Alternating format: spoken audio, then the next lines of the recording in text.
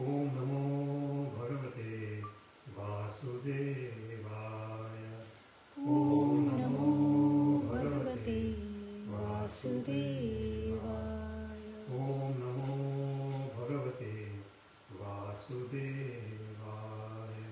Om Namo Bhagavate Vasudevaya. Om Namo Bhagavate Vasudevaya. Om Namo Bhagavate Vasudevaya. Jai Radha Madhava Kunja Bihari. Jai Radha Madhava Kunja Bihari.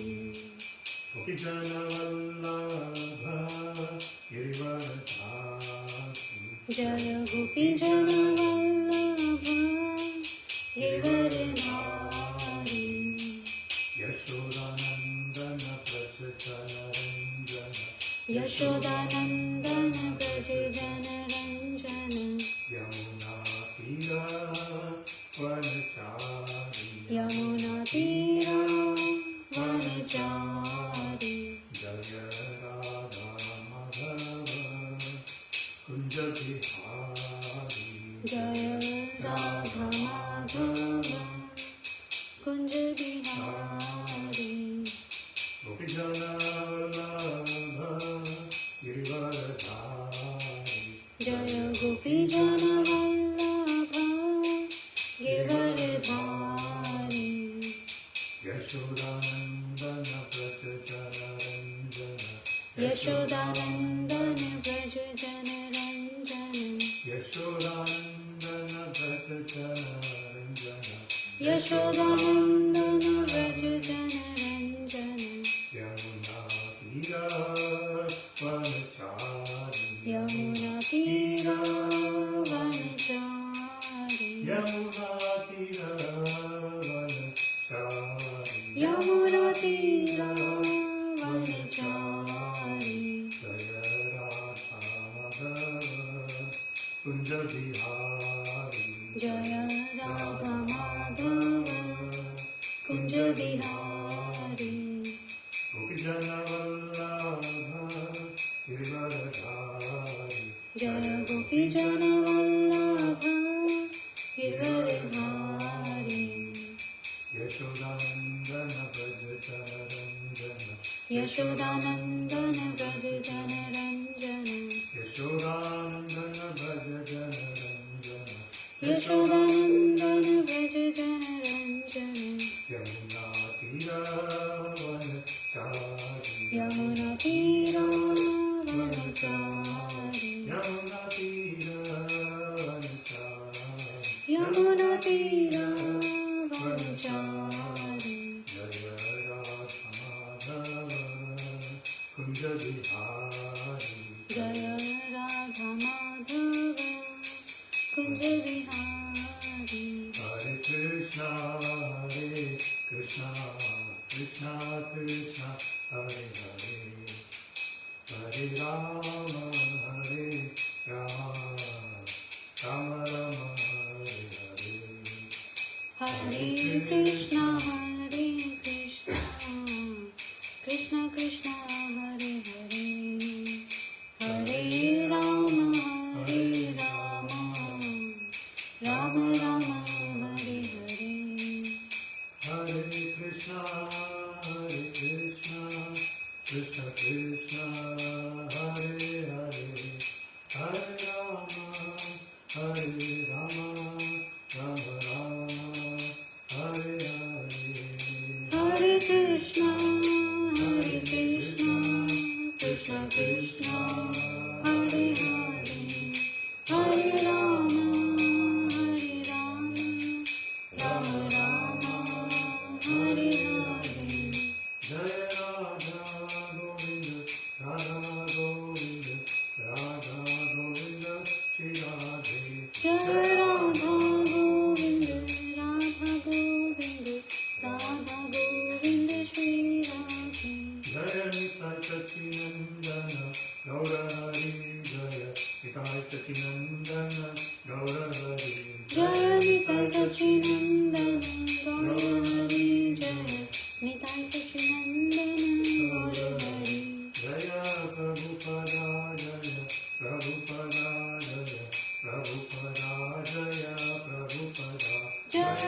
Prabhupada Jaya, Prabhupada Jaya, Prabhupada Jaya, Prabhupada. Hari Bol, Hari Bol, Hari Bol, Nitai Gaura Hari Bol, Nitai Gaura Hari Bol, Hari Bol, Hari Bol, Nitai Gaura Hari Bol. Jai Vishnupada Paramahansa Parivajakacarya Shrotra Shatashi Srimad His Divine Grace Srila Sri Bhaktivedanta Swami Prabhupada की जय, अनंत कोटि वैष्णववृंद की जय, नामाचार्य श्री हरिदास ठाकुर की जय, प्रेम से कहो श्री कृष्ण चैतन्य प्रभु नित्यानंद श्री अद्वैत गदाधर श्रीवासादि गौर भक्तवृंद की जय, श्री श्री राधा कृष्ण गोप गोपीनाथ श्याम कुंड राधा कुंड गिरि गोवर्धन की जय, वृंदावन धाम की जय, मथुरा धाम की जय, जगन्नाथपुरी धाम की जय, गंगा माई की जय, यमुना माई की जय, तुलसी देवी की जय, भक्ति देवी की जय, सामवेद भक्तवृंद की जय. All glories to the assembled devotees. Hare Krishna. Hare Krishna. All glories to the assembled devotees. Hare Krishna. Hare Krishna. All glories to the assembled devotees. Hare Krishna. Hare Krishna. All glories to Shri Shri Guru and Shri Guranga. All glories to Shri Prabhupada. Namo Vishnupadaya Krishna Prishthaya Bhutale Srimate Bhaktivedanta Swamiti Namne. Namaste Saraswati Deve Gauravani Pracharya Nirva Vishesha Shunyavadi Paschyata Desha Tarine. Sarvam Shri Krishnarpanastu Krishne Madhurastu. Hare Krishna. Hare Krishna. Om Namo Bhagavate Vasudevaya. Om Namo Bhagavate Vasudevaya. Om Namo Bhagavate Vasudevaya. Om Namo Bhagavate Vasudevaya. Om Namo Bhagavate Vasudevaya. Om Namo Bhagavate Vasudevaya. Today we are going to read from Bhagavad-Gita, chapter 6, text 31 to 35.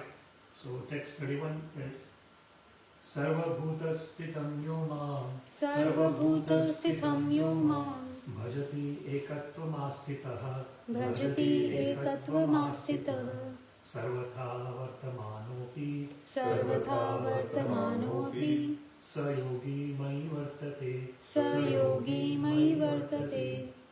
So what the word is? Sarvabhuta Sthitam. Sarvabhuta Sthitam. Situated in everyone's heart. Situated in everyone's heart. Yaha. Yaha. He who. Mam. Me. Bhajati. Serves in devotional service. Ekatvam. In oneness. Asthita. Situated. Sarvatha. In all respects. Vartamana. Being situated. Api. In spite of. Saha. He. Yogi. The transcendentalist. Mai. In me. Vartate. Remains. Translation is such a yogi. Who engages in the worshipful service of the super soul, knowing that I and the super soul are one, remains always in me in all circumstances.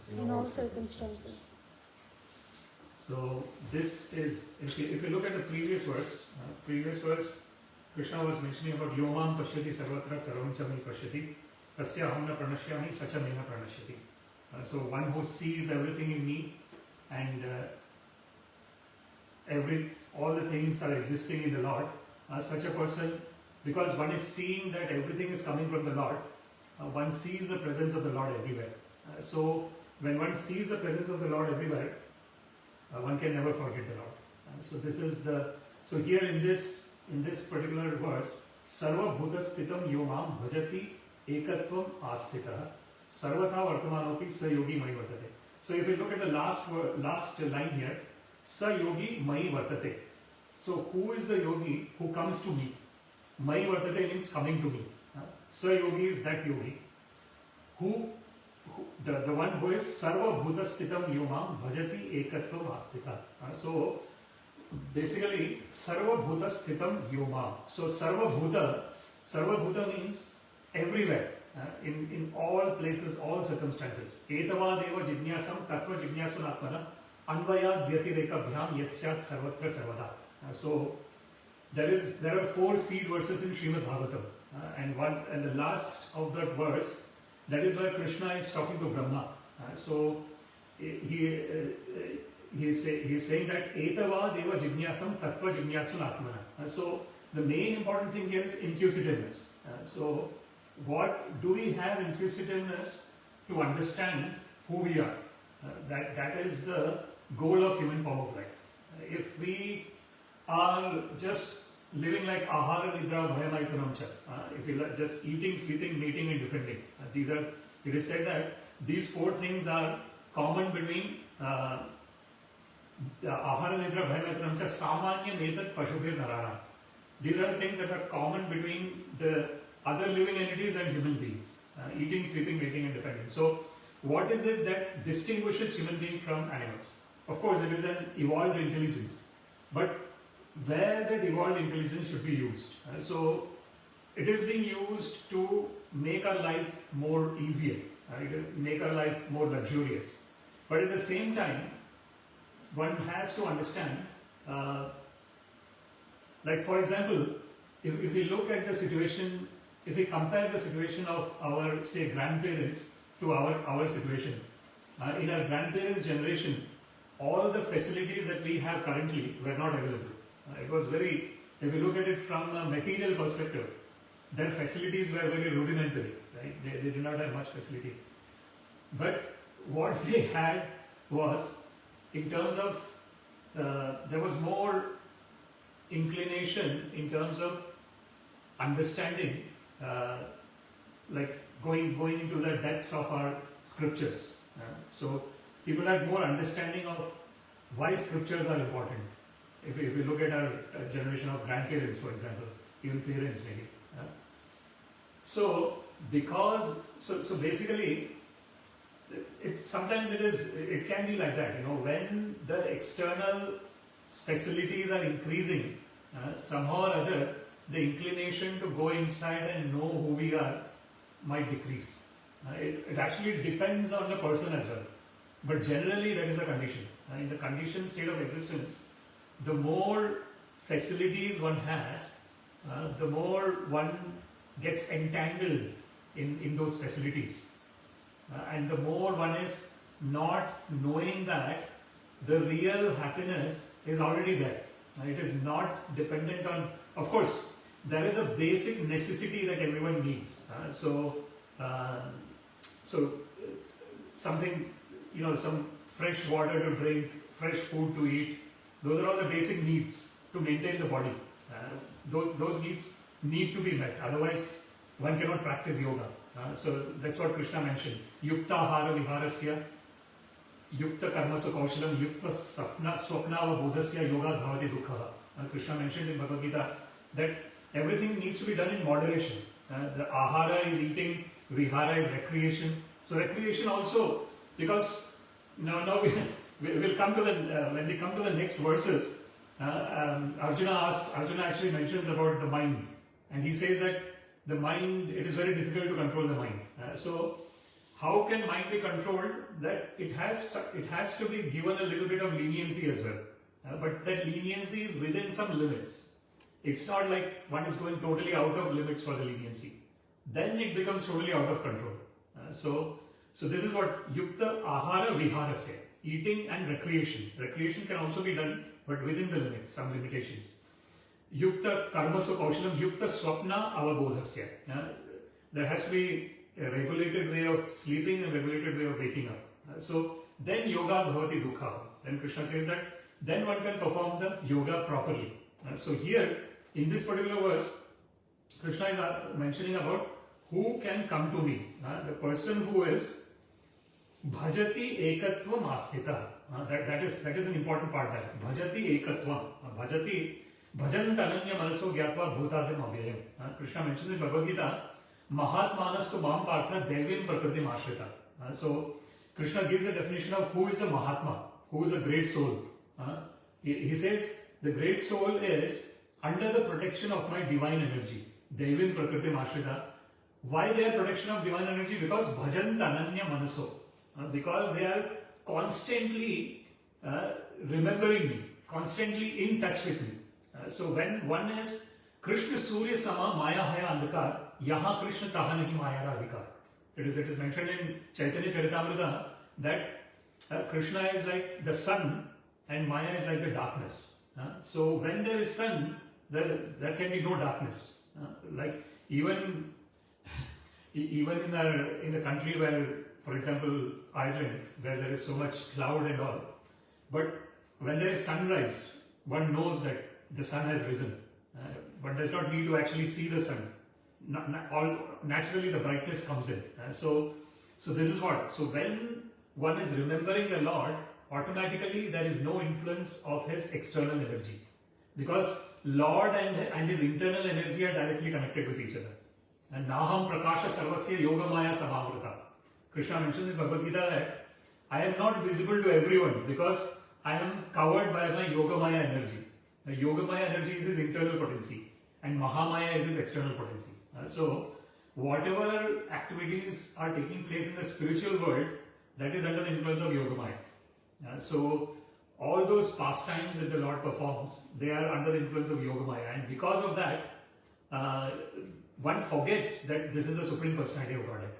That's how Yashodamai is able to see Krishna as her child.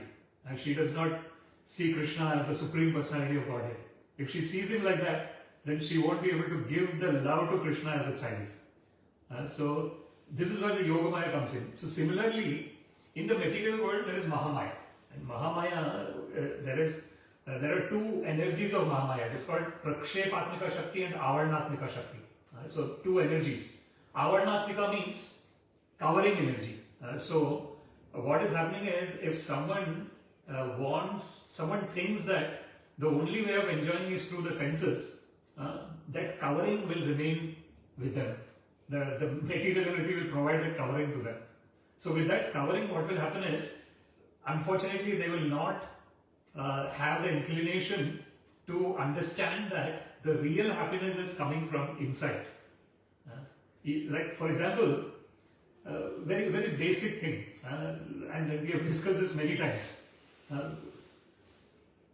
If someone is not getting deep sleep for many days, what will be the situation of that person?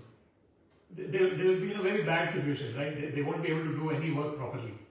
And what is happening in the deep sleep situation? We have discussed this many times, but it's important to understand this concept. In the deep sleep state, it is called Sushupti. So there is Jagrata, Jagrata Avastha, Swapna Avastha and Sushupti. The three states that we are. The waking state, the dream state and the deep sleep state. These are the three states. So in the Sushupti, what is happening is, the deep sleep, the mind has totally stopped functioning. And then that's where one gets total rest. And then in the morning when one wakes up, one feels very refreshed. If that state can be achieved while being awake, that is the state of liberation. It is actually liberation. So what happens is, in that state, one knows that one's original situation is always in connection with Krishna. And one is eternal. One is not dependent on this body. The body will be like an instrument. That is why Krishna actually mentions, he says at one place that this is, so Ishvara Sarva Bhutanam Hriddesha Arjuna Tishtati Brahmayan Sarva Bhutani Yantra Rodhani Maya. So this body is like a yantra. Yantra is like a machine, and machine made up of Maya, material energy of the Lord. So the Lord is situated in the heart of all the living entities. Ishvara Sarva Bhutanam Hriddesha Arjuna Tishtati Brahmayan Sarva Bhutani. So the living entities, we have discussed this, right? So there is a gross body which is seen, and then we have the subtle body, the mind, intelligence and false ego, which is not seen but which exists. And that subtle body is having lots and lots of impressions. That is called vasana. Vasana and samskar. Samskar, what it is called is, it is all the impressions that we have. And vasanas are coming out of the samskars. So vasana means attraction towards something. The attraction towards something is coming because it has been embedded within our chitta, our subconscious mind. So the fact that we are having this inclination to discuss Bhagavad-Gita is because somehow or other within our subconscious mind, these impressions are there. And these impressions are helping us to cultivate these impressions more. And similarly, it can be the other way around as well. It can be that someone unfortunately has got bad impressions, and then because of those bad impressions being in the subconscious, they are propelled to do what bad activities again. So it becomes like a catch-22 situation, unfortunately. So one actually wants to come out of it, but one cannot come out of it because the vasanas are very strong. So generally, how does one come out of it? When one goes out of the bad company and comes in touch with the good company. So that is why that sadhu sangha, sarva shastra kaya, lava matra sadhu sangha, sarva siddhi haya. It is mentioned in Chaitanya Charitamrita that the association of the sadhus, it is all the shastras say that is the most important thing, the association of the sadhus. Even a moment of association of a pure devotee of the Lord can give one all types of perfection. What is the most important perfection? The understanding that I am eternally part and parcel of Krishna. Mama eva amsha jivaloke. So this particular verse, Sarva bhuta sthitam yumam bhajati ekatvam asthita. The second line is really important. Bhajati ekatvam. Ekatvam means with one pointed focus. What happens is, if the mind is not focused, like for example, someone might chant the Hare Krishna, Krishna Krishna, Hare Hare, Hare Rama, Rama Hare Hare. They can keep on chanting the Hare Krishna Mahamantra, but their mind is not focused on the Hare Krishna Mahamantra. So what happens then? Then even though the Mahamantra has got its significance, its actual effect it will not be taking place. The actual effect takes place when the mind is totally fixed. And that is what is here. Bhajati ekatva mastita sarvatha vartamanoti. So in all respects being situated, and this vartamana can have another understanding as well here. Vartamana means present. So being present, right? And this is extremely important. Like we can be physically present in this place, but mentally we might be thinking about something else. So that means we are not actually here. Unless and until our mind is here, we are not here. So even though physically we might be here. So this is what is sarvatha vartamanopi sa yogi mai vartate. So this is a very interesting verse. Now next we'll go to verse 32. Atmaupamyena sarvatra samam pashyati yo arjuna sukham va yadi va dukkham sa yogi paramo matah. So here the word by word is Atma with his self. Aupamyena by comparison. Sarvatra everywhere. Samam equally. Pashyati sees. Yaha he who. Arjuna O Arjuna. Sukham happiness. Va all. Yadi if. Va or. Dukkham distress. Saha such. Yogi a transcendentalist. Paramaha perfect. Mataha is considered. The translation is, he is a perfect yogi. Who by comparison to his own self sees the true equality of all beings in both their happiness and their distress. O Arjuna. Right, so in the previous verse, Krishna was talking about understanding the presence of Lord everywhere, and focusing on the Lord. So sometimes they give the example of a swan, Paramahamsa. That is what Paramahamsa means. A supreme swan. So the supreme swan, the quality of that supreme swan is if there is water in the mill, it can take only the milk part of that thing and leave out the water part. So Saragrahi it is called. Saragrahi means Agrahi is one who wants. Sara means one who wants the essence of all the things. So in the previous verse, Krishna was talking about seeing the Lord everywhere and focusing on the Lord with one-pointed concentration. And in this verse, he is talking about the attitude of a person who is a great yogi. So he is saying that the great yogi, they are very empathetic. That is the most important qualification of a yogi, a real yogi, a great person. So if someone is happy, they also feel that happiness. They feel their happiness. And if someone is in a very distressful condition, they feel that distress totally. So why is it that? Because they understand that everyone is equally part and parcel of the Lord. Mama eva amsha jivaloke jiva bhuta sanatana. So because of that, they can totally relate with every person in whatever situation they are. Ishvara adhineshu balisheshu dvishatsu sa prema maitri kripa upeksha ya karoti so madhyama. So it is mentioned. So there are three different kinds of devotees. There is a Kanishtadhikari, Madhyamadhikari and Uttamadhikari. So Kanishtadhikari is the one who is a neophyte. It is called. So a neophyte devotee would be someone who is worshipping Archayam eva hare shraddhayadeshu natad bhakteshu cha anyeshu sabhakta prakrita smrita. It is mentioned the first neophyte devotee or the Kanishtadhikari is worshipping the deity of the Lord very nicely, but does not know how to deal with people in general. So that is called the beginning of devotional service. The next stage is called Madhyamadhikari, the person who has progressed a little bit more.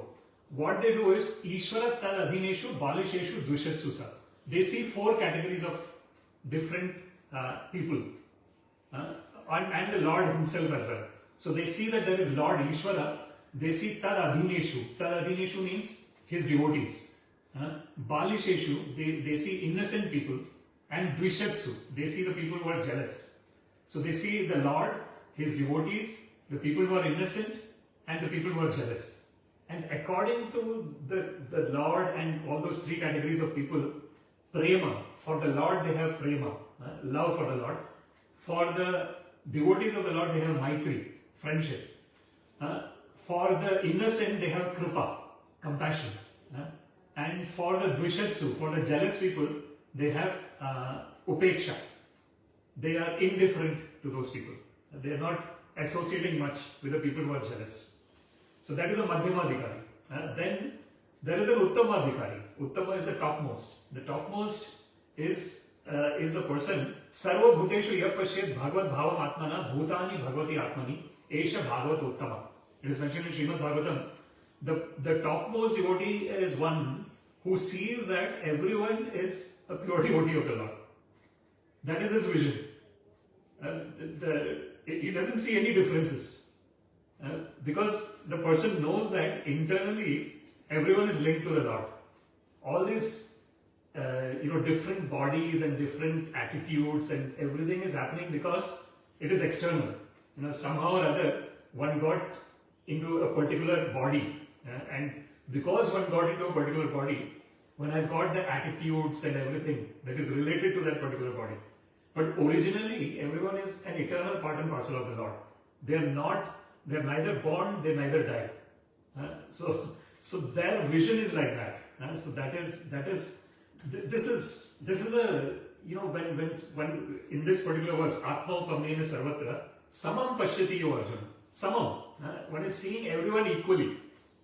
Because why one is seeing everyone equally? Because one is seeing everyone as an eternal part and parcel of the Lord. Everything else is external. All the other Sukham va yadiva dukham sa yogi paramo mata. Parama is the topmost yogi.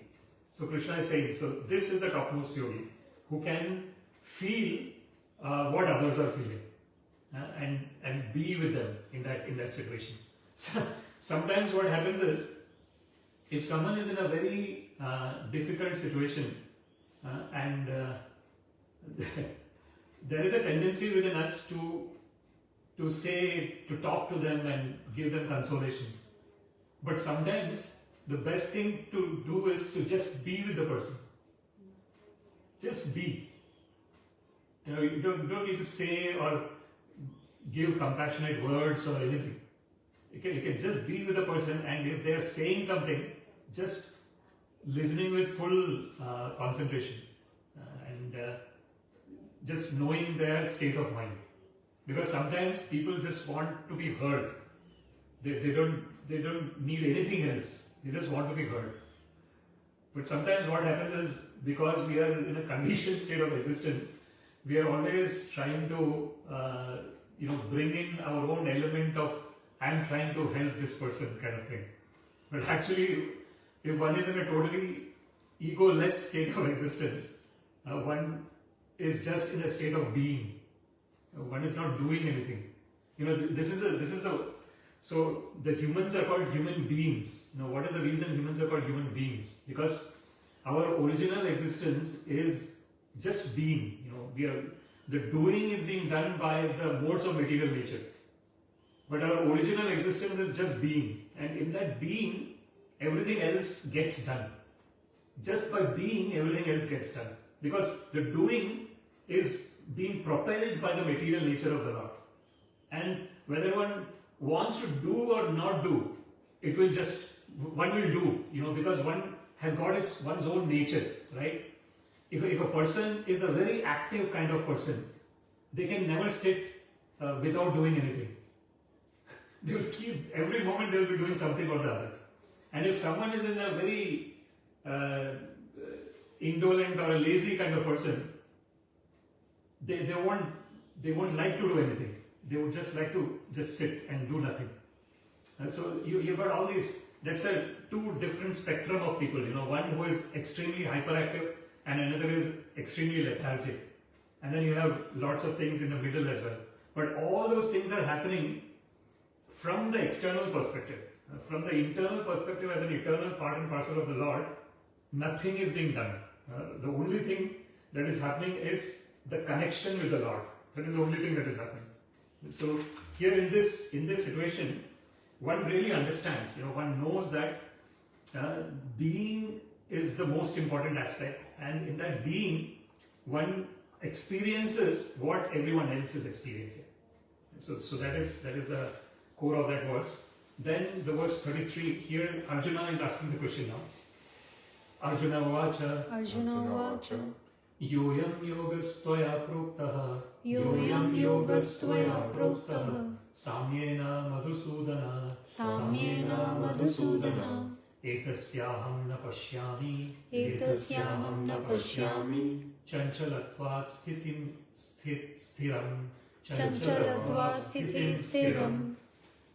So what the word? Arjuna vacha. Arjuna said. Yaha ayam. This system. Yoga. Mysticism. Tvaya. By you. Proktah. Described.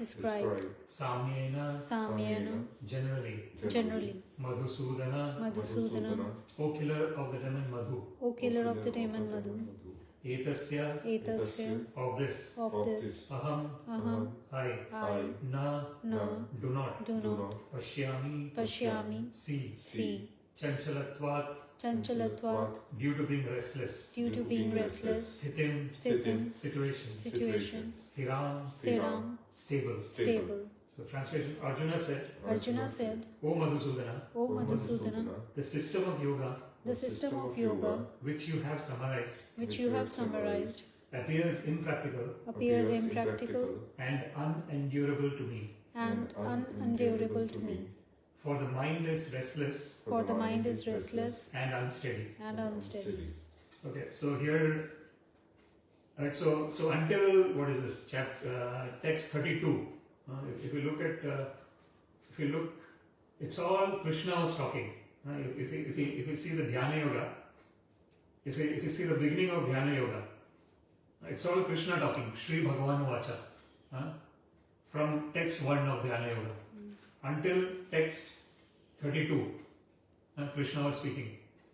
Now Arjuna asks this question, and if we look at the previous verses where we had discussed a couple of weeks back, where Krishna mentions about how one should focus the mind, how one should do the dhyana yoga. He says that it should not be too high, it should not be too low. You have to focus your on the tip of the nose. so he has been telling all these things where one has to keep the focus quite a lot and understand the environment and all those things, keep the environment proper, all those things. So here Arjuna is asking the question that yoyam yoga swaya prokta samyena madhusudana etasyaham na pashyami chanchalatvat sthitim stira. The important point here is chanchalatvat sthitim stira. So he's saying that because by nature we are restless, whatever you are telling Krishna, it is very difficult for us to practice. So this is one of the, so this whole Bhagavad-Gita, it is said that why did Arjuna get into that position? That was also one of the, it is coming under the, we were talking about the Yoga Maya and Mahamaya, right? The internal energy of the Lord and the external energy. So everything that is happening directly related to Krishna is all happening within the Yogamaya energy, internal energy of the Lord. So the whole concept of Arjuna being perplexed and not being able to fight, it is all happening so that Krishna can speak Bhagavad-Gita to Arjuna. And then the Bhagavad-Gita is known to all the conditioned living entities. So here Arjuna is under the influence of the Yogamaya of Krishna, is asking this question on behalf of the conditioned living entities. Because actually Arjuna is Bhakto Sime Sakha Cheti. He is pure devotee of the Lord and he is an eternal friend of Krishna. That is what Arjuna is. So Krishna actually mentions Sa evayam mayati adya yoga prokta puratana bhakto sime sakha cheti rahasyam hi etad uttamam. In the Krishna mentions, I think it's in the 4th chapter, he's saying that this imam vivasvate yogam, I have given this knowledge to sun god millions and millions of years back. Sun god told it to Ikshvaku told it to Manu. Sun god told it to Manu and Manu told it to Ikshvaku. And then it is coming in the parampara sects. And then he is saying that I am telling this again to you, Arjuna, because you are my very close devotee and very close friend. And that's why you will be able to understand rahasya, the secret. So if we want to understand the secret of another person, we have to know that person very closely. Otherwise, we don't understand that person. What happens in the impersonal kind of existence is that in the impersonal, for example, a jnani, the goal of a jnani is that Brahma Satyam. They think that their concept is that one stops at Brahman. Brahman means that everything is one. Then there is no God, there is no devotee. If everything is one, where is the God and where is devotee? No, there is no two. Advaita, that is what is called, non-dual. That is the Advaita philosophy. But in the devotional philosophy, one knows that one's position as an eternal part and parcel of the Lord exists eternally. It's not that I am a part and parcel when I am in a conditioned state of existence and then I am not a part and parcel when I am liberated. It's not like that in devotional service. In devotional service, one knows that one is eternally linked with Krishna and one will eternally serve Krishna. Either in the material world or in the spiritual world. That is what is bhakti. Bhakti means there has to be a Bhagwan and there has to be a Bhakta. So there is a Lord, there is a devotee, and the connection between the Lord and devotee is bhakti. So there is these three different aspects. But in Advaita, if we look at it, there is only one. There is no two. So that is the difference. So here, in this particular verse, Arjuna is asking this question, that how can we practice this? Because by nature we are restless. Our mind is quite fickle. So then he qualifies it. If we go to the next verse, he qualifies it again. In the next verse, he continues and he gives more detail to his question. So we'll read this.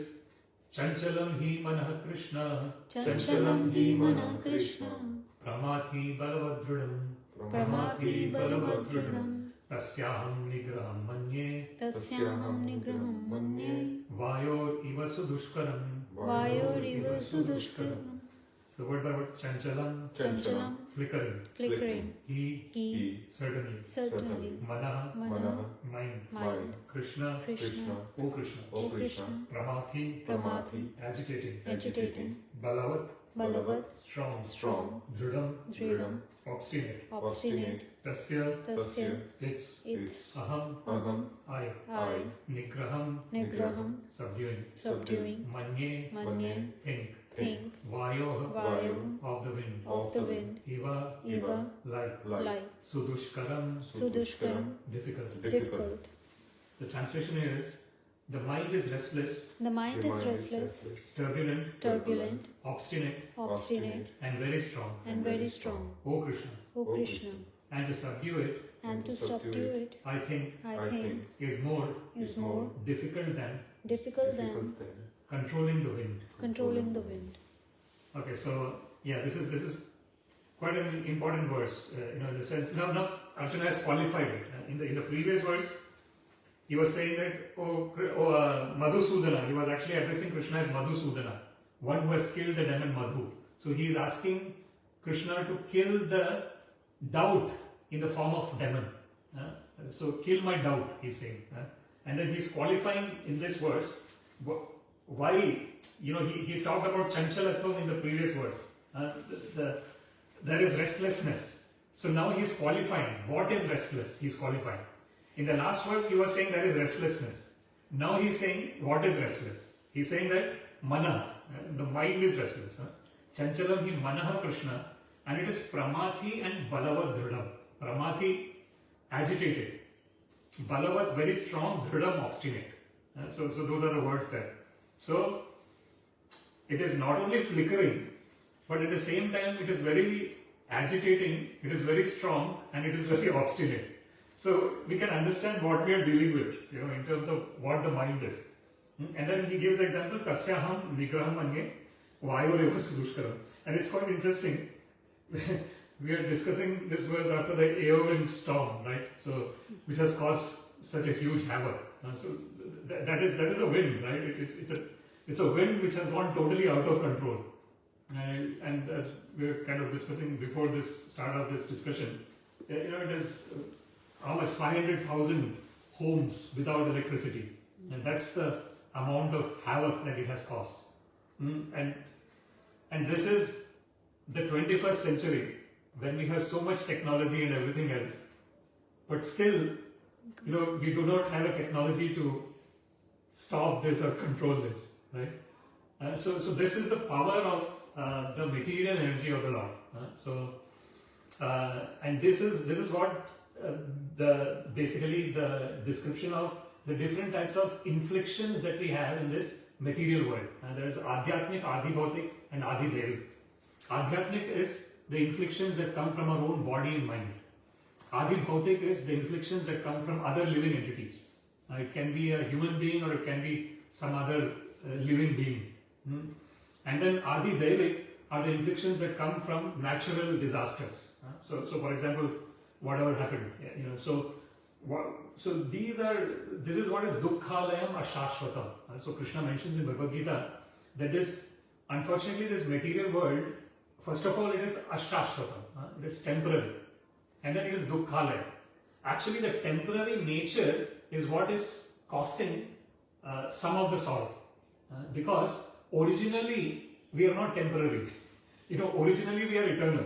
Our original nature is that na jate mrite va kadachit nayam bhutva bhavita vana bhuya ajo nityam shashvatoyam purana na hanyate hanyamanye sharire. Krishna mentions in Bhagavad Gita that we are aja. Aja means we are never born. Because we are never born, we will never die. Shashvatoyam purana. When the body is destroyed, we do not get destroyed. Our original existence. So this is our normal existence. But in the material world, immediately when we get the body, immediately there is identification with the body. That I am this. And then the more one grows, the more that identification becomes stronger. The more one puts on lots and lots of designations. So one has his name, and then after the name there are all the degrees that one has. And so it's like a designation. So this is why the real bhakti starts when one gives up all the designations. Sarva upadhi vinirmukta. When one gives up all the designations, the only designation that remains is Jivera Swarupaya Krishnera Nityadas. That I am an eternal part and parcel of Krishna. And from that perspective, if one sees, then one will see that everyone else is also an eternal part and parcel of Krishna. Even though externally, one might be behaving in different ways according to what mind, what subtle body and the gross body one has got, but internally one is eternally linked with Krishna.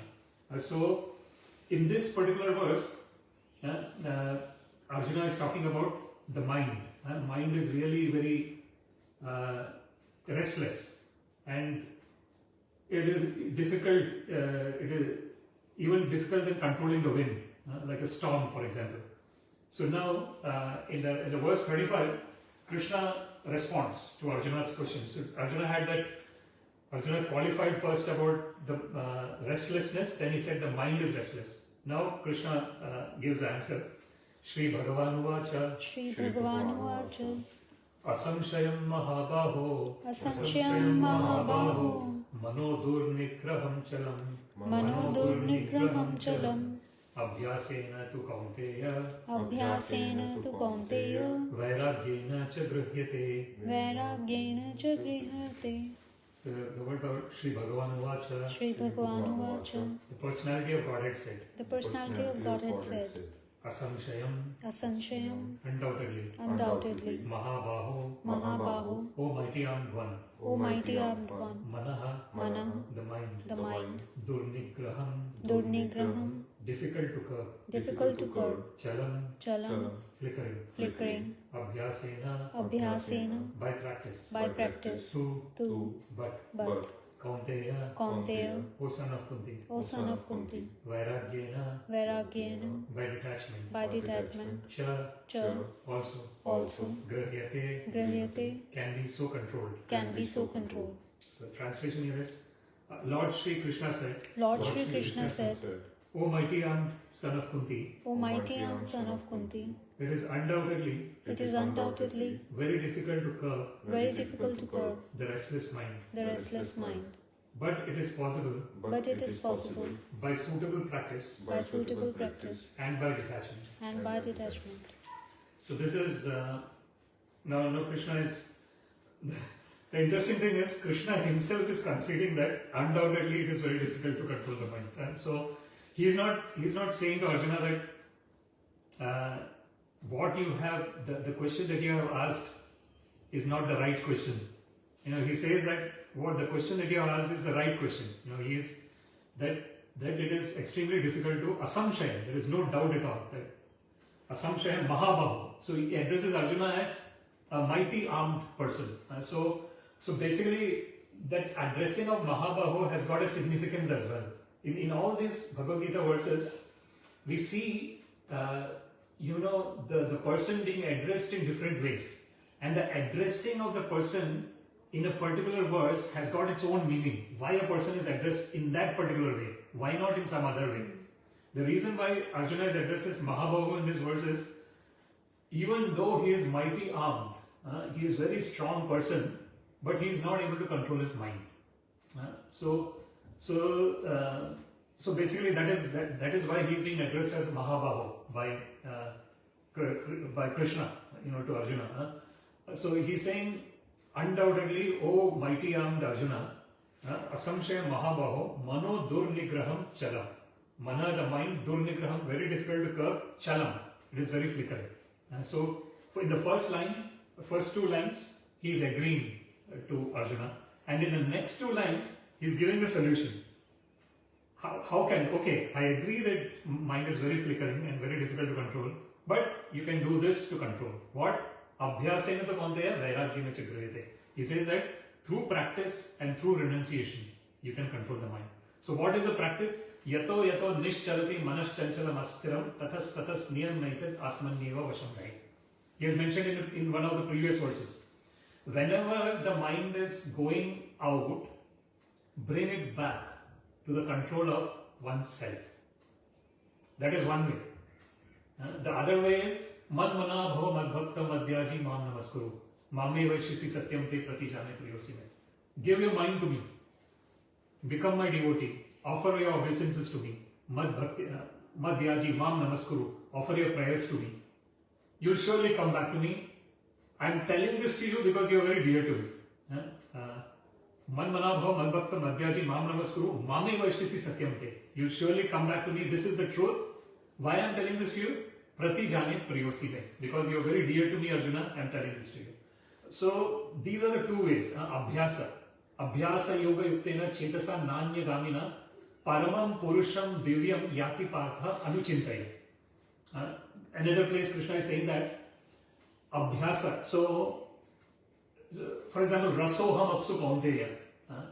If we know that everything is energy of the Lord, Krishna says, I am the taste in water. Or taste in anything. Water is given an example of, because water is tasteless. It is tasteless, but it is the most important thing that one can drink. Because what would happen if one knows very clearly, if sugar and all, if there is extreme sugar or extreme salt, it is not good for health. Everyone knows that. So Krishna says here, there are different ways on which one can remember the Lord. And all the emotions can be used in the service of the Lord as well. Like we are emotional creatures in the sense that we are, all our activities, all our interactions with others are based on emotions, right? So if someone is getting angry at me, my natural reaction will be that I have to get angry at the other person. But all these emotions can be used in the service of the Lord. For example, Hanumanji is the great example. Hanumanji is getting angry. But why is he getting angry? He is getting angry at Ravana. And he's basically burning the Lanka city. With his anger, he's burning the Lanka city. So he's using everything in the service of the Lord. And that is the best way of, that is called Yukta Vairagya. Yukta Vairagya is Anasaktasya Vishyan Yatarham Upayunjata Nirbandha Krishna Sambandhe Yukta Vairagya Muchyate. It is a definition given by Rupa Goswami. What Rupa Goswami says is, without getting attached to the sense objects, Anasaktasya Vishyan, but one is using it in whatever way it has to be used. Yatarham Upayunjata, but Nirbandha Krishna Sambandhe. So everything is being used in the service of the Lord. Then that becomes Yukta Vairagya. It is a detachment, but detachment in the right way. Then there is a false renunciation. The false renunciation is mumukshubhi parityago, phalgu vairagyam kathyate. So false renunciation is that one is just renouncing for the sake of renunciation, not knowing that these things can be used in the service of the Lord. So for example, what happens with false renunciation is one gets into a very dry state of existence. With real renunciation, what is happening is, this is what Krishna says, Anashrita karma phalam karyam karma karoti ya sa sannyasi sa yogi cha na niragnir na cha kriya. Krishna mentions in Bhagavad-Gita, who is a real sannyasi and who is a real yogi? Who is a real renunciant? A real renunciant is not someone who does not cook for himself or cook for others. Na niragni nacha. Real renunciant is a person who does everything without being attached to the results. Anashrita karma phala. This is so in one particular verse, Krishna says that there is no moment when one cannot perform any work. Every moment one has to perform some work or the other. What does it mean?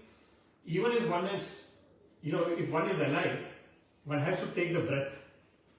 Even though it is an involuntary action, it is still an action.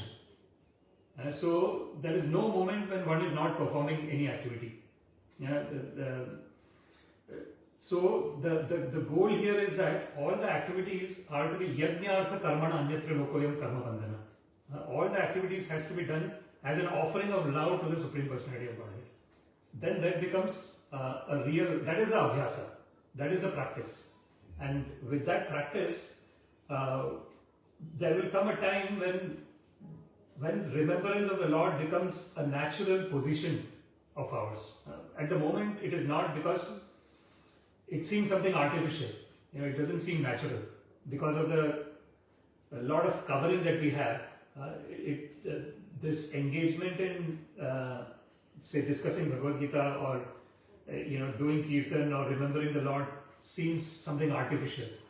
But actually, when one so the example that Srila Prabhupada gives is like, for example, if someone has got a jaundice, if they are tasting something sweet, it feels as if it is bitter. But the kind of solution for that is they should keep taking the sweet, and in the end they will actually understand that it's not bitter, it is actually sweet. Exactly the same way, in the conditioned state of existence, because of the covering, one does not have this attachment, the attraction. It is actually natural. The attraction to hear about the Lord is natural. Nitya Siddha Krishna Prema Sadhya Kabo Noy. It is mentioned in the scriptures in Chaitanya Charitamrita that this love for the Lord, it's not something external to us. It is there within us. It is there within each and every living entity.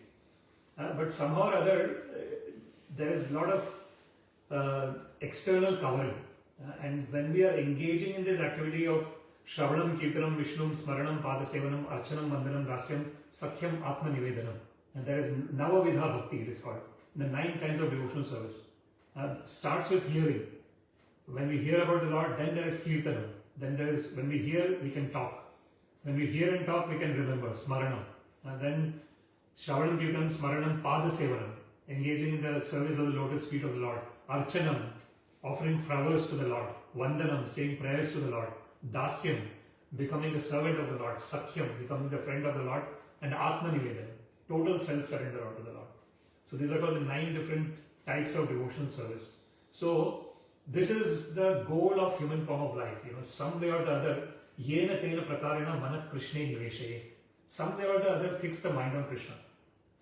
And when the mind is fixed on Krishna, then it has got a purpose. In the conditioned state of existence, what is happening is the mind does not have a purpose. So that's why it is going from one thing to another thing to another thing to another thing, and it is never feeling satisfied. But if the mind is given the purpose of being at the lotus feet of the Lord, then the mind is totally satisfied. It does not want to go anywhere else. It feels total satisfaction at the lotus feet of the Lord. So with the prayer that we can always remember the Lord at every moment, we can conclude this discussion. And if there's any comments or questions, we can discuss.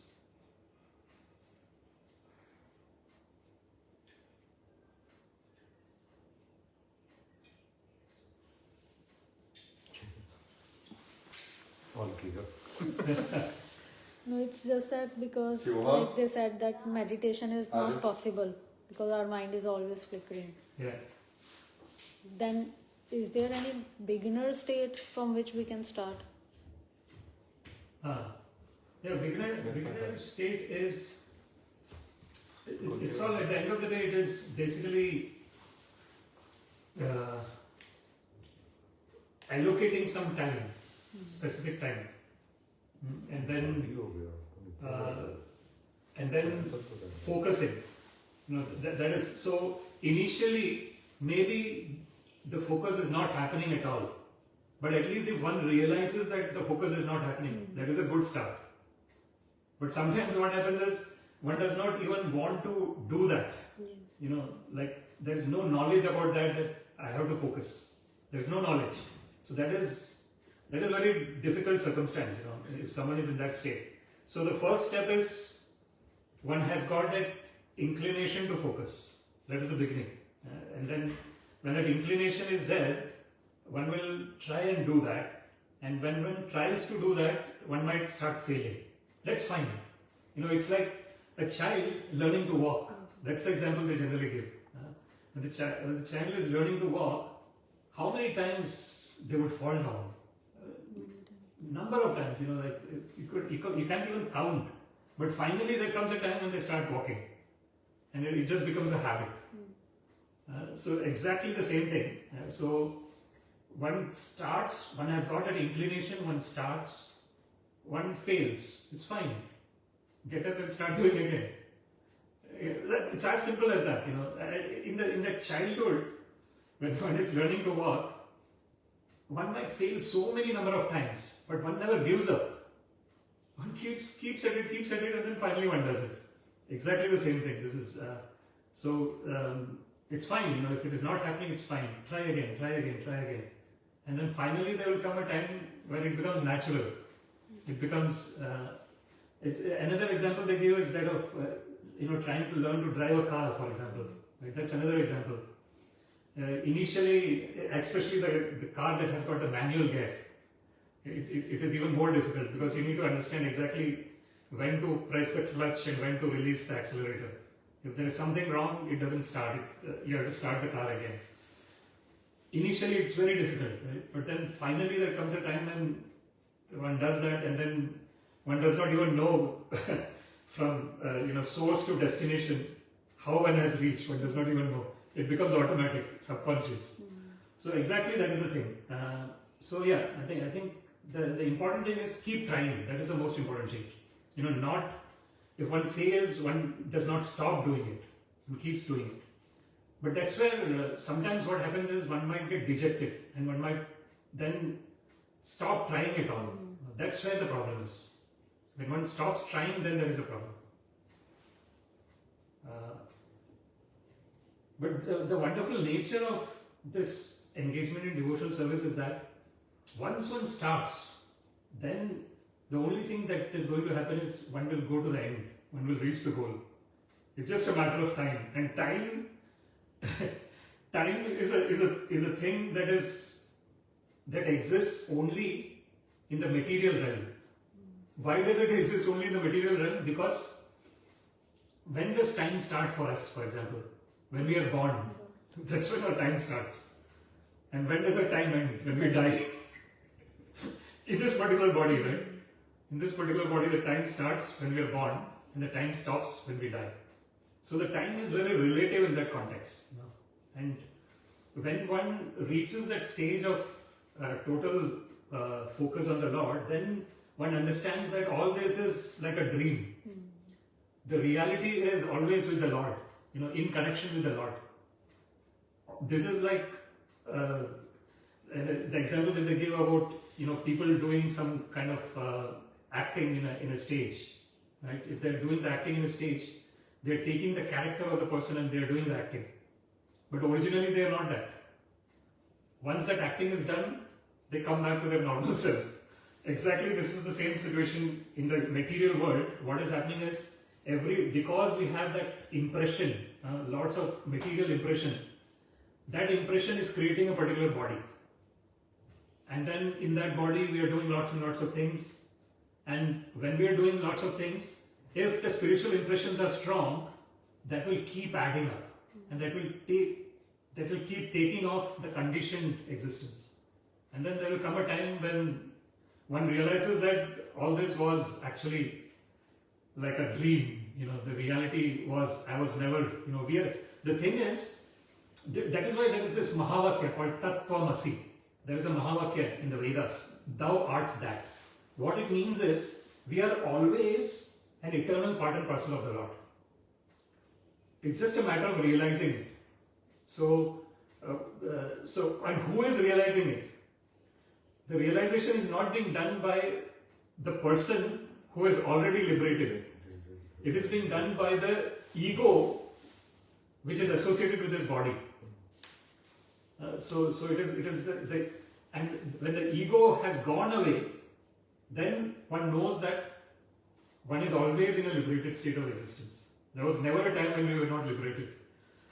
It's quite an amazing journey, and that's why this asatoma sadgamaya, there is these Vedic terms, lead me from the untruth to the truth.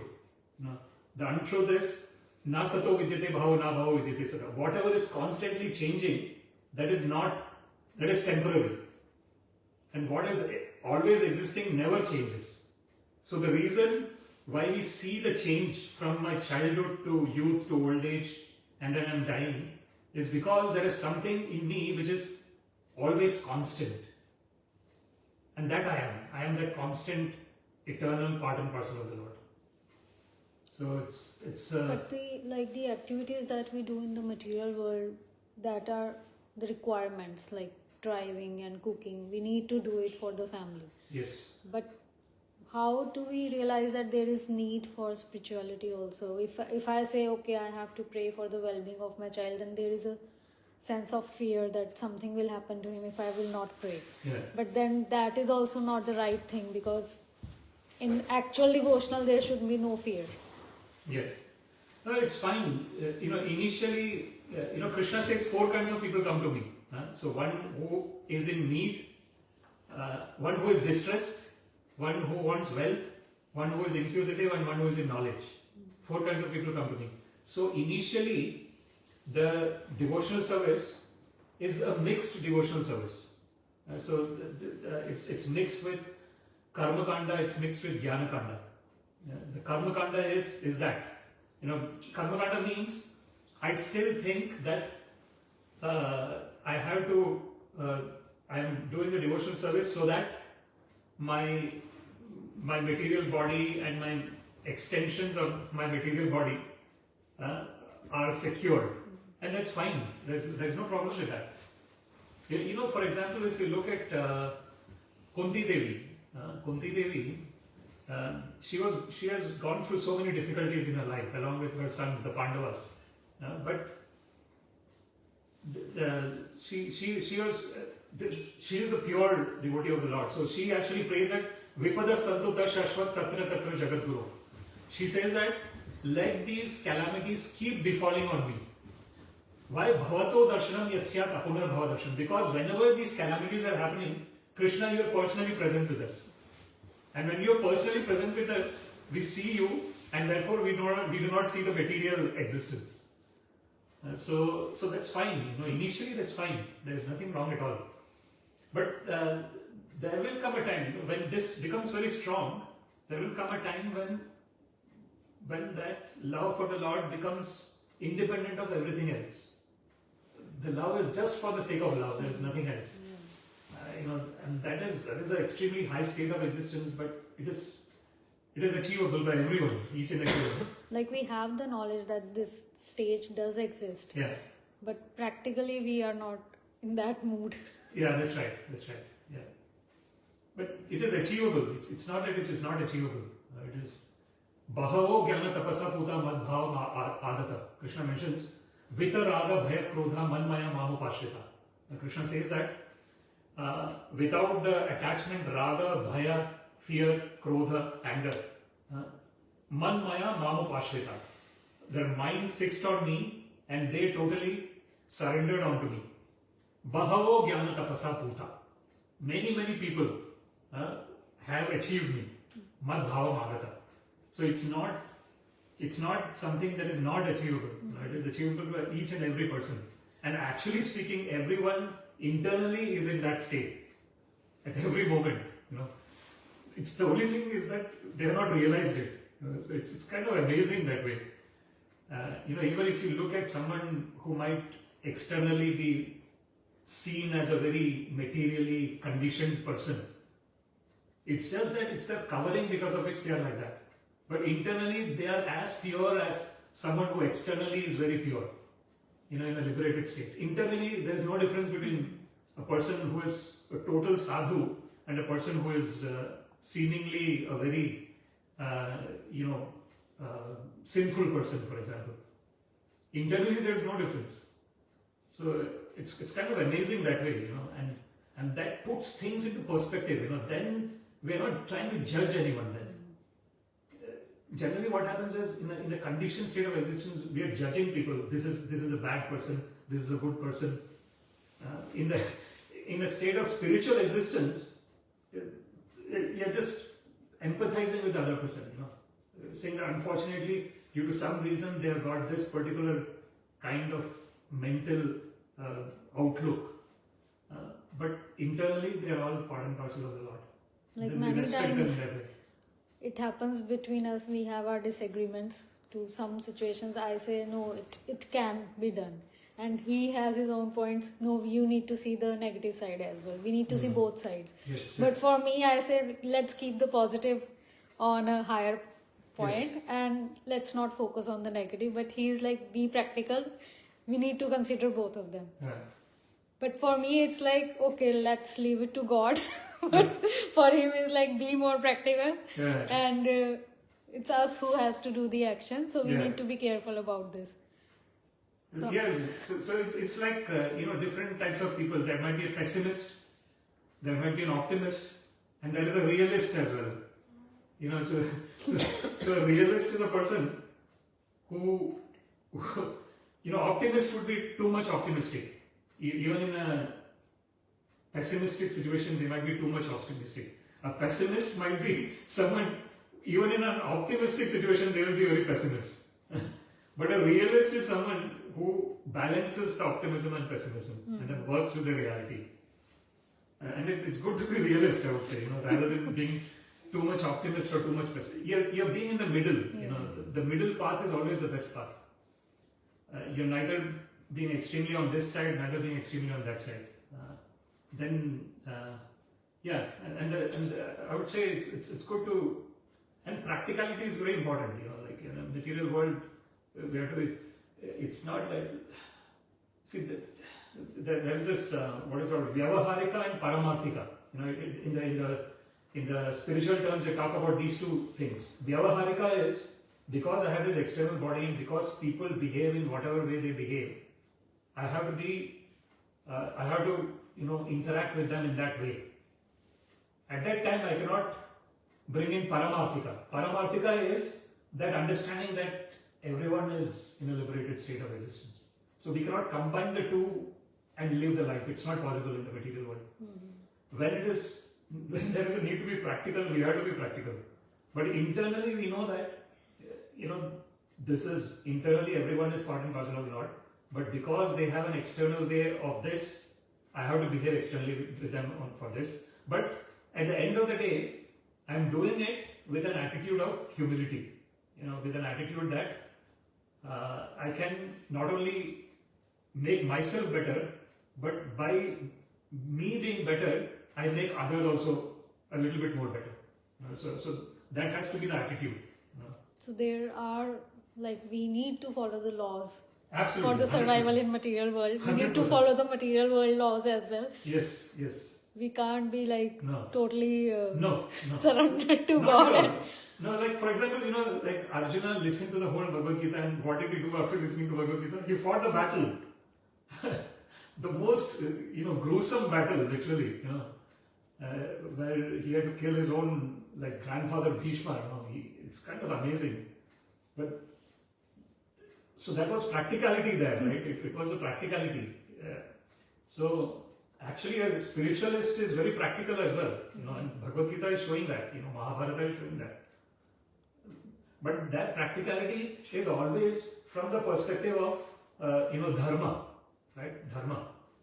Dharmam rakshati rakshita.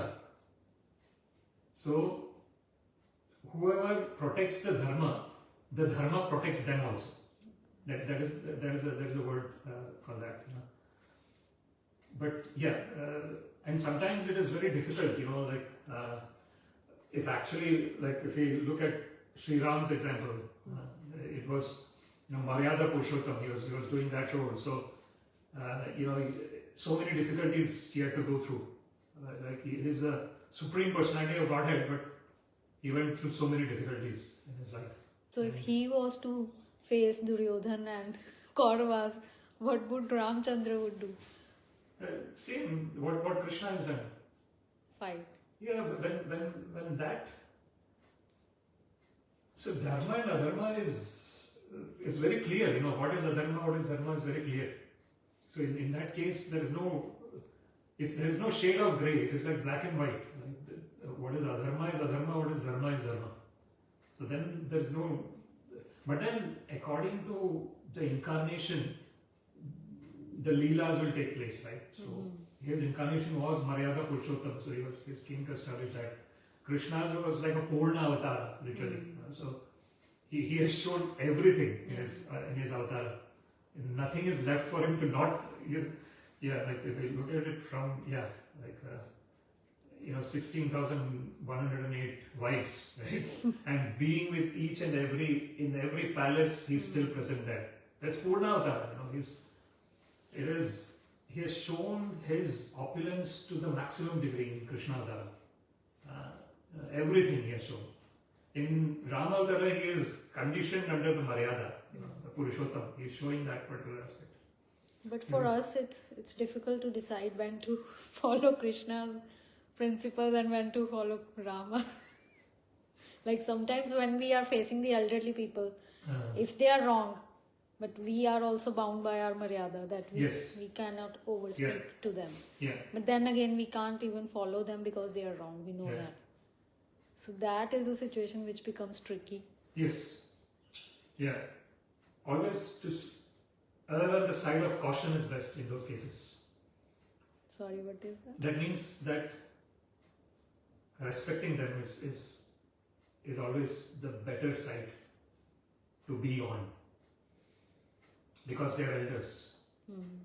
So it is really important. But of course, we were talking about that Madhyama Adhikari, right? Prema, Maitri, Kripa and Upeksha. So sometimes Upeksha also might need to be done, because if the attitude is not for the welfare, actual welfare, then one can be indifferent as well, One need not be, in a state of disregarding them or keeping them down.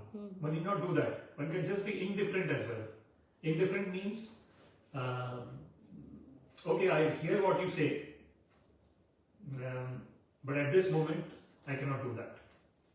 So that is more like an indifferent kind of attitude rather than an attitude of total fighting kind of attitude, because it could get into that level as well. Then it becomes very out of control. The situation goes totally out of control, and ideally we should never do that. We should never let the situation go out of control. Due to our own reason, we should never do that. If due to others it happens, anyway it was not in our control. But if we are the cause of that happening, that is not good.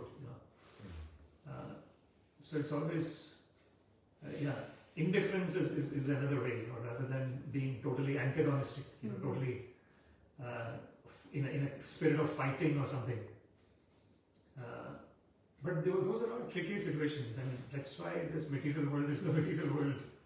It is dukkhalayam, as Krishna says. It's an abode of misery, and these situations are coming in so that we can have that realization as well. That this is not my original place of existence. My original place is at the lotus feet of the Lord. In His eternal pastimes. His pastimes are going on eternally, and our original existence is in those pastimes. But somehow or other, we feel that this is the actual existence, and there is no existence other than this. This is what is that, if you are in a conditioned state of existence, the body seems to be the only thing that is real. Nothing else is real. Or sometimes one might go to the mind as well, and one might understand that there is mind. But somehow or other, one never goes to the level of consciousness. And the strange thing is, without consciousness, nothing else exists. Right? So, because I have consciousness in my body, I am able to experience everything else. Once the consciousness is gone, what is the use of this body? Nothing. It is just a dead matter. So somehow or other, that is the most important thing, but people disregard it. In a conditioned state of existence, we disregard it. It's like something that is very near to us. Like if I want to see my own eyes, I cannot see my own eyes, right? because it is inside me. But if I look at the mirror, I will see my own eyes. So the self is like that, the consciousness is like that. It is so much part and parcel of us that we totally disregard it. but that is the reason why we exist. And that understanding is really important, that I am actually consciousness, and that is the understanding of Atma. When I know that I am this consciousness which is totally different from the external body and the Sukshma Sharira and Sthula Sharira. Sukshma is the subtle body, Sthula is the gross body. So the consciousness is totally separate from that. So when we realize that, that is the kind of beginning of actual spiritual journey. Until then, the spiritual journey is not starting really. Like, of course, people are going to the temple, praying to the Lord and all those things. That is also a beginning. But the real beginning happens when I know that I am an eternal part and parcel of the Lord. And then the next knowledge is that I am eternally linked to the Lord. That is very strong understanding of that. In the impersonal realm, what they say is, I am Atma Brahma. I said Tattvamasi. Tattvamasi is thou art that we are the consciousness. The next is that the consciousness is actually directly linked to everything that exists in the world. That is the next level of understanding. So it is all linked to each other. Yeah. I think he came for the Narsimha and he thank you so much. Yeah. Shivoham Aajo.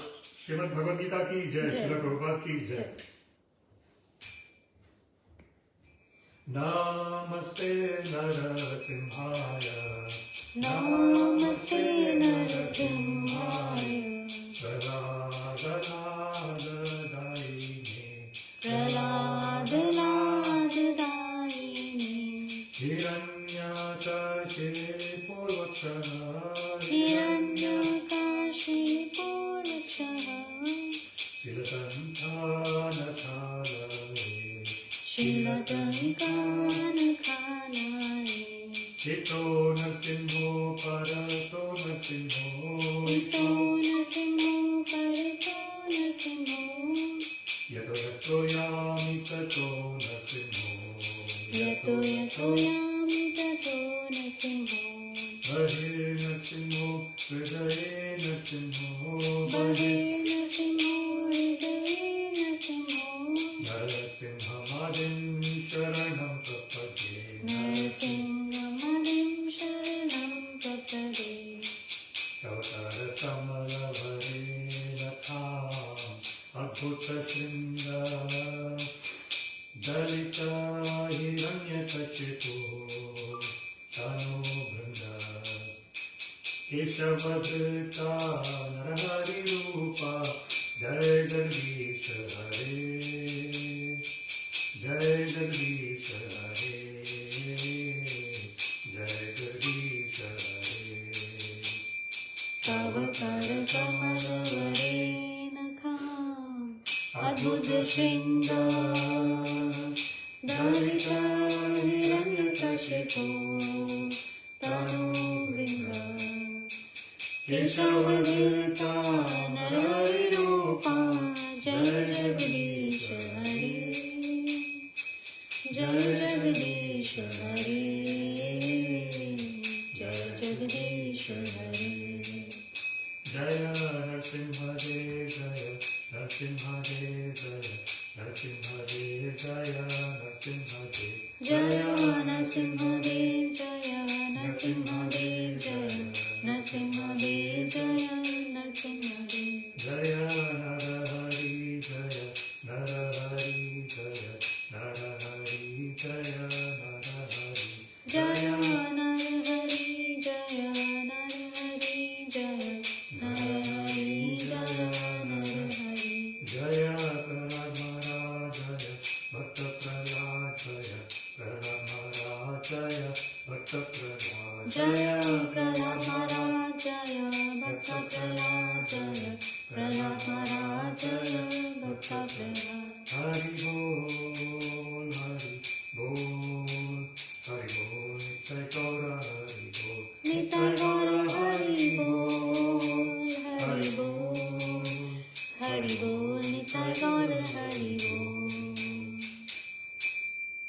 Narasimhadeva भगवान की जय। प्रहलाद महाराज की जय। नमो विष्णुपादाय कृष्णपृष्ठावतले श्रीमते भक्तिवेदांत स्वामिनिति नामिने नमस्ते सरस्वती देवे गौरवाणी प्रचारिणे निर्विशेष शून्यवादी पाश्चात्य देशतारिणे सर्वं श्री कृष्णार्पणमस्तु। कृष्णे मतिरस्तु।